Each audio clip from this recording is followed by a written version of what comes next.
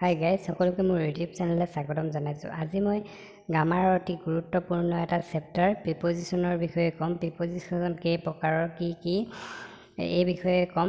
ব'লক এতিয়া ভিডিঅ'টো আৰম্ভ কৰোঁ। আৰম্ভ কৰাৰ আগতে মই এটা ৰিকুৱেষ্ট কৰোঁ, মোৰ চেনেলটো ছাবস্ক্ৰাইব কৰি দিব, লগতে থকা বেল আইকনটো ক্লিক কৰি দিব। তেতিয়াহে মই দি থকা নতুন নতুন ভিডিঅ'বোৰ আপডেট আপোনালোকে পাই থাকিব।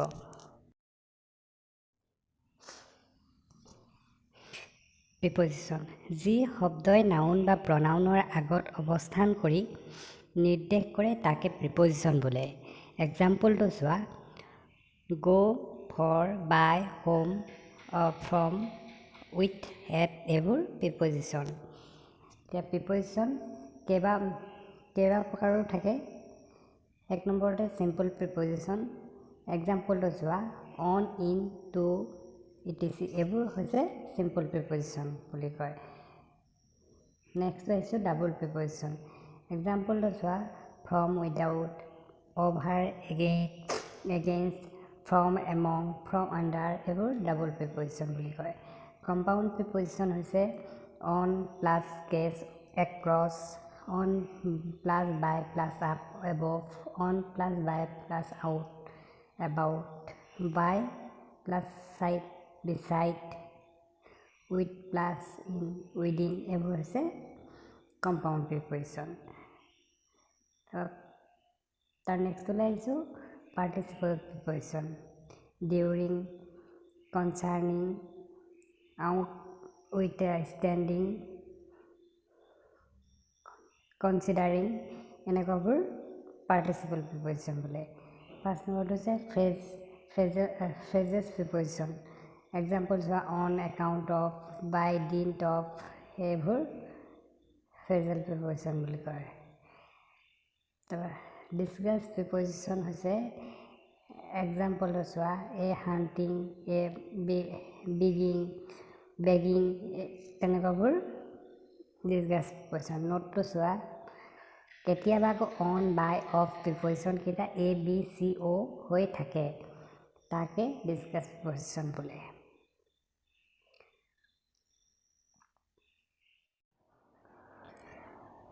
কিছুমান প্ৰিপজিশ্যনৰ ইউজবোৰ চাওঁ, ব্যৱহাৰবোৰ।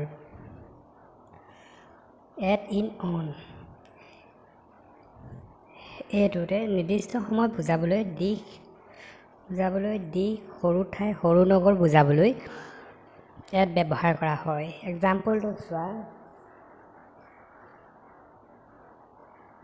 আই shall meet you at 6 AM। ইয়াত সময়ৰ কথা কৈছে, 6টা বজাত মই লগ পাম, সেইকাৰণে এট বহিছে। হি লিভছ এট গোলাঘাট, সি গোলাঘাটত থাকে। গোলাঘাট যিহেতু সৰু ঠাই, ইয়াত লিখাই আছে নিয়মটোত সৰু ঠাই, সৰু নগৰ বুজাবলৈ এট ব্যৱহাৰ কৰা হয়। ছেকেণ্ডলৈ আহিছোঁ, নিৰ্দিষ্ট দিন বুজাবলৈ অন ব্যৱহাৰ কৰে। কোৱা নিৰ্দিষ্ট দিন বুজাবলৈ অন ব্যৱহাৰ কৰে। এক্সাম্পলটো চোৱা, the seminar will be held on Sunday. মিটিংখন দেওবাৰে অনুষ্ঠিত হ'ব, অন বহিছে।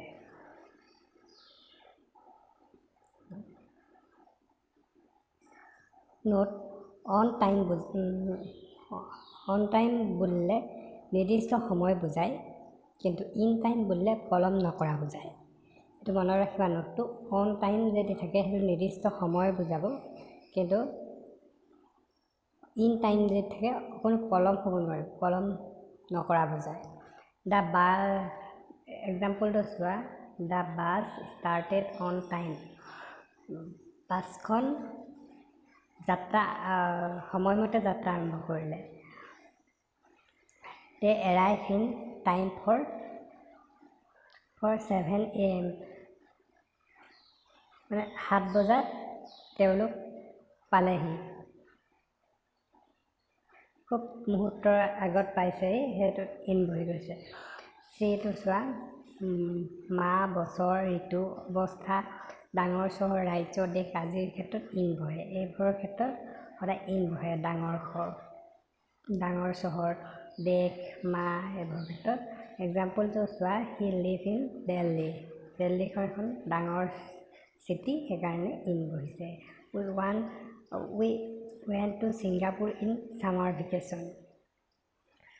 ঋতু summer মানে গ্ৰীষ্মকালী গৰম বন্ধত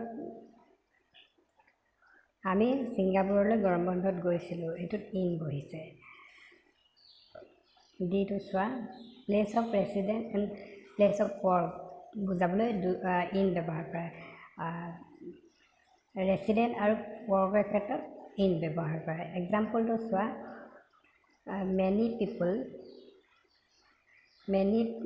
many Indian people like to live in city. বেছিভাগ ভাৰতীয় মানুহে চিটিত থাকি চহৰত থাকি ভাল পায়। সেইকাৰণে ইন বহিছে। এইটো ৰেচিডেণ্টেল কাৰণে ইন বহিছে। মাই ব্ৰাদাৰ ৱৰ্কিং বেংক মোৰ দাদাই বেংকত কাম কৰে সেইটোত ইন বহিছে। যিহেতু নিয়মটোত লিখাই আছে প্লেচ অফ ৰেচিডেণ্ট আৰু প্লেচ অফ ৱৰ্কৰ ক্ষেত্ৰত ইন বহে। এইবোৰ মনত ৰাখিবা তোমালোকে। নোটটো চোৱা 6 AM বুলিলে ঠিক 6 বজা বুজাব। এট 6 AM বুলিলে ঠিক 6 বজা বুজায়, কিন্তু বাই 6 AM বুলিলে 6 বজাৰ বা আগতে অলপ আগতে বুজায়। সেইটো মনত ৰাখিবা। আমি এঠাইৰ পৰা আন ঠাইলৈ গ'লে বাই বাছ, বাই ট্ৰেইন, বাই ব'ট বুলি কওঁ। কিন্তু খোজকাঢ়ি বা ঘোঁৰাৰ পিঠিত বা হাতীৰ পিঠিত গ'লে on foot, on back, on elephant's back,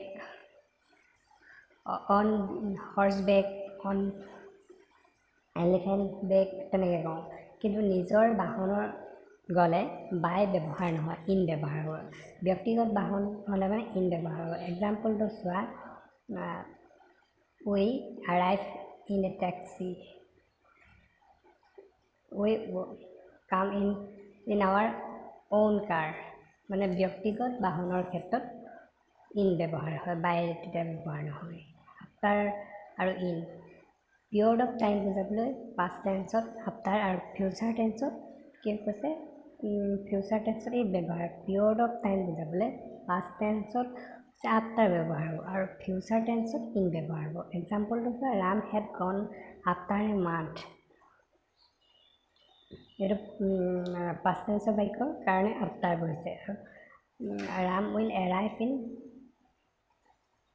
N hours. এইটো ফিউচাৰ টেন্সৰ বাক্যৰ কাৰণে ইন বহিছে। এইবোৰ মনত ৰাখিবা তোমালোকে।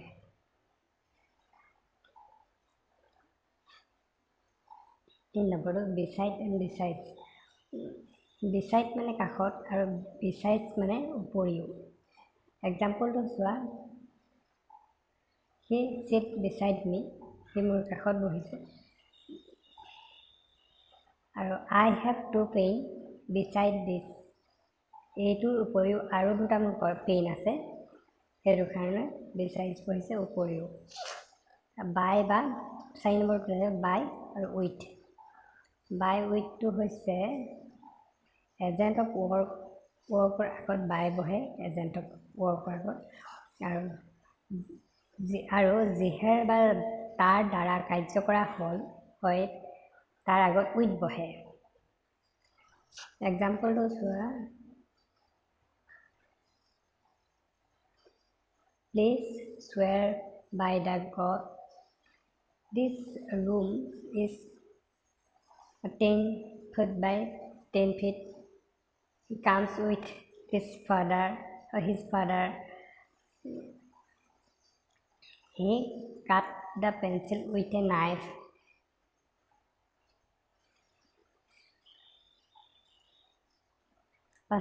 Before আৰু within পইণ্ট অফ টাইম বুজাবলৈ বিফৰ আৰু পইণ্ট অফ টাইম বুজাবলৈ বিফৰ ব্যৱহাৰ কৰা হয়। আৰু পিৰিয়ড অফ টাইম বুজাবলৈ উইদিন ব্যৱহাৰ কৰা হয়। এক্সাম্পল আই মাষ্ট ৰিটাৰ্ণ বিফৰ 3 PM। মই 3টা বজাৰ আগতে ঘূৰি আহিম। পইণ্ট অফ টাইম বুজাইছে কাৰণে বিফৰ বহিছে। আৰু he will return within a month.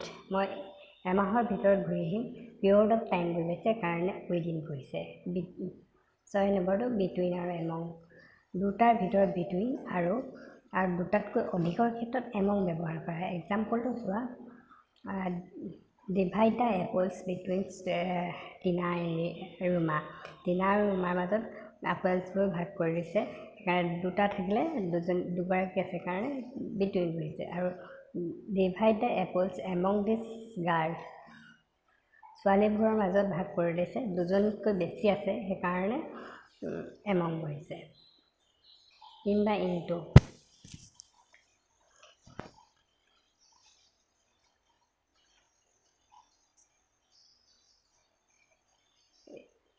In বা ইনটু ইন আৰু ইনটু ভিতৰ বুজাবলৈ ইন আৰু ভিতৰলৈ গতি কৰা বুজাবলৈ ইনটু এক্সাম্পলটো ইউ ৱাক ইন গাৰ্ডেন সি গাৰ্ডেনৰ ভিতৰত আছে he walk into the garden সি গাৰ্ডেনৰ ভিতৰলৈ গৈছে 8 নম্বৰটো চোৱা এক্ৰছ আৰু এলং এফালৰ পৰা আনফাললৈ গতি কৰা বুজাবলৈ এফালৰ পৰা আনফাললৈ গতি কৰা বুজাবলৈ এক্ৰছ আৰু পোনে পোনে গতি কৰাটো বুজাবলৈ এলং 9 নম্বৰটো over and on and over লাগি থকা বুজাবলৈ অন আৰু ব্যাপ্তি বুজাবলৈ অভাৰ ব্যৱহাৰ কৰা হয় তাৰিখ বুলিলে কিন্তু অন বহে এক্সাম্পলটো চোৱা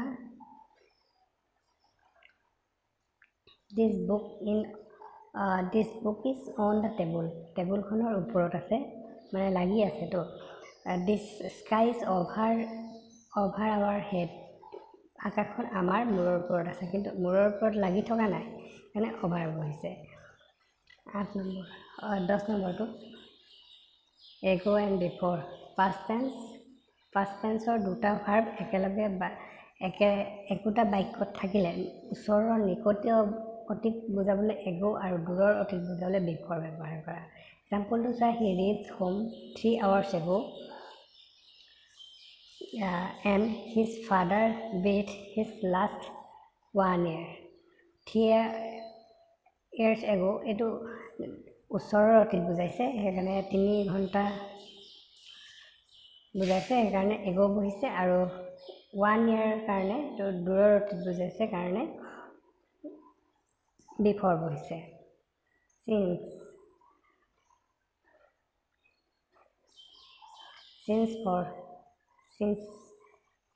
সিন্সৰ সময় মুহূৰ্ত মানে পইণ্ট অফ টাইম বুজায় আৰু ইয়াৰ আগত প্ৰেজেণ্ট পাৰফেক্ট টেন্সৰ ভাৰ্ব বহে সিন্স থাকিলে তাৰ আগত ভাৰ্বটো প্ৰেজেণ্ট পাৰফেক্ট টেন্স হ'ব for a past present future টেন্সৰ ক্ষেত্ৰত সময়সীমা বুজায় এক্সাম্পলটো চোৱা he has been suffering since Monday সেই সোমবাৰৰ পৰা বেমাৰ ভুগি আছে ইয়াত পইণ্ট অফ টাইম বুজাইছে সেইকাৰণে চিন্স বহিছে I have been ill for 7 days মই 7 দিন ধৰি বেমাৰত ভুগি আছোঁ বেমাৰ হৈ আছে এইটো প্ৰেজেণ্ট অফ টাইম বুজাইছে কাৰণে ফৰ বহিছে ডিউৰিঙে এটা সময়ক সামৰা বুজায় এক্সাম্পলটো চোৱা it is very cold during the winter গোটেই সময়টোক সামৰি লৈছে উইণ্টাৰ ছিজনটোক সেইকাৰণে ডিউৰিং বহিছে প্ৰিপজিশ্যন ইমানেই আছিলে আজি ইয়াৰ পিছত যিবোৰ থাকি গৈছে সেইবোৰ প্ৰিপজিশ্যন দিম ভিডিঅ'টো তোমালোকে প'ষ্ট কৰি লিখি ল'বা নিয়মবোৰ